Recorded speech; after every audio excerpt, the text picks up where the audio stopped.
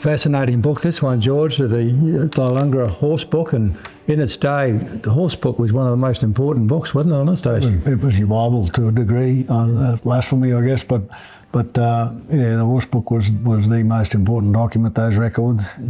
Pre-motor cars, horses were everything. Yeah. And Patsy Durack, one of his aims in life was to ride a fine horse. I think his granddaughter wrote a book called To Ride a Fine Horse, but that was, and certainly owned plenty in his time eventually. Okay, so this book starts in 1886. Yeah, well, that was still in the Durack's time. The Duracks were still here then.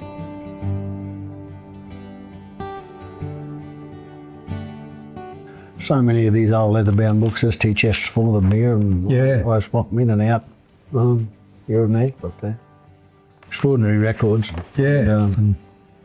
And they're very comprehensive, and they take us back to another time. I mean, when it's got the different headings and that too. Yeah, if you come forward a little bit further, you come into here in 1889, you've got a register of your broodmares. A big list of the number of horses there are. What have we got? 50 broodmares. 50 broodmares. Well, today we run 15 horses in total. Yeah. That's phenomenal. But they're grain fed, of course, and we back them up with motorbikes and helicopters and aeroplanes. But there's broodmares. Draft horses. Draft horses, about 30 of those. 30 of those. Buggy stock. Buggy, 24 of those. Yeah, 4 buggies. Then we've got unbroken horses. And there's about 55 of those. And this is all in the one year. Paper and glorious handwriting. Yeah. What happened there? You didn't ask them. Well, still, here we are, working saddle order. Working saddle. The same year still. Yeah, 1889 still. Yeah. Let's see what must have been a bottle of ink on the previous page. Yeah. Here we go. More. Staggering number of horses. Are they all working saddle horses? Yeah, well, it seems like they are, don't they? Working saddle horses, 1 page, 2 pages, 3 120 and more here. Although the only means of transport. There's 180 working horses there. Extraordinary, isn't it? Isn't it? Yeah. That's but you would have needed that many. When I grew up and all of our work was done on horses, we had a couple of hundred horses on the property I grew up on. Yeah. A couple of hundred saddle horses, so it was quite a lot bigger than Thylungra, but that's still today, as I say, we've got 15 horses here and they're grass fed, they're grain fed, but and we get a lot of work out of them, but certainly things have changed. Yeah. But isn't the handwriting glorious? Beautiful, isn't it? Yeah. Just such a great record to have. Yeah. It's a pretty good. That's 1890, there's another acquittal. Yeah, same thing. They obviously did the horse records in October every year. Yeah. What the significance of October was, I don't know. Buggy stock. It's a good sturdy book, because I've got memories even on the stations where they had stopped me sitting up on the rail.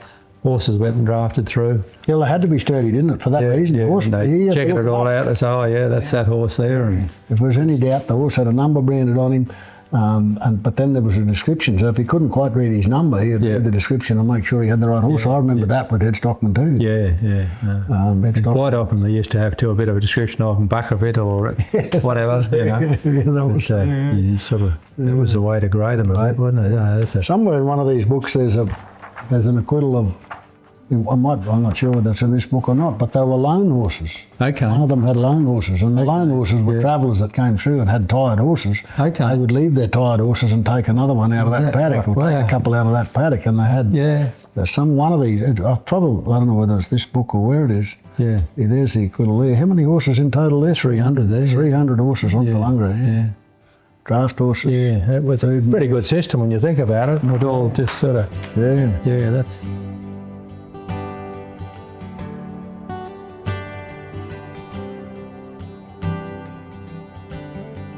Yeah, so this book here, George, what's that about then? It's a bit later record, Lyle, of what I find interesting about this one is that it's a record of pay sheets, of pays for employees. This is 1 month, January 39. Obviously, multiple columns, multiple names and job descriptions. 39, I think that's 30 odd per page. That's 2 pages. That's another page of January 39, and then it goes on for a couple more there. If you go, and the whole book's full of the same thing. It's an old version of an Excel spreadsheet. You just won't find an error. You go, I know multiple columns, how long they've worked, what their rate was. Yeah. I know all of their deductions, their total earnings, their stores. All of that information's all there, and then the information for the accountants are there, what their taxation was and what's been paid, but you won't find an error. Yeah, fascinating, isn't it? It's tiny handwriting that's so neat and legible. Yeah. And there are no errors. Yeah, I mean, it's fascinating. You wouldn't get it. You'd struggle to find somebody who could do that by hand. Yeah, You just would. look at the number of employees. And you look at the number of employees, that's just for 1 month. There's got to be 80 employees here. I haven't counted them. But, and the whole book's full of the same thing. It just goes on and on and on. Yeah. But yeah, it's extraordinary glimpse back into another time. Yeah, and it's so great to have these records. Yeah, it's great to have the records. And Thylungra's got, there's just tea chest after tea chest. It's an extraordinary time waster if you go and start looking through them. So all I do is every now and again we bring some books. I take the books that I've got in the house back, put them back in a tea chest and grab some more and bring them over, and we look through them a little bit from time to time and marvel at what we read. No, it's mighty, isn't it? It's a great credit to the previous owners and the managers of the property that those records are here. Well, and they would have they'd be designated bookkeepers, wouldn't they? Yeah, they had the bookkeeper. The bookkeeper's quarters and what is now my office was a bookkeeper's bedroom. They're self-contained. The bookkeeper's position was on Thylungra was a very, very responsible position, and the bookkeeper actually didn't answer to the manager. The bookkeeper answered the head office. Okay. There could easily and was from time to time a little tension between the manager and the bookkeeper, because the bookkeeper's job was almost an on-site accountant. And the bookkeeper ran the store here, and the store was huge. The store had everything that an employee needed had to be able to be sold in the store. And it wasn't just a station store that had all the food supplies. It was a store that had all the personal supplies.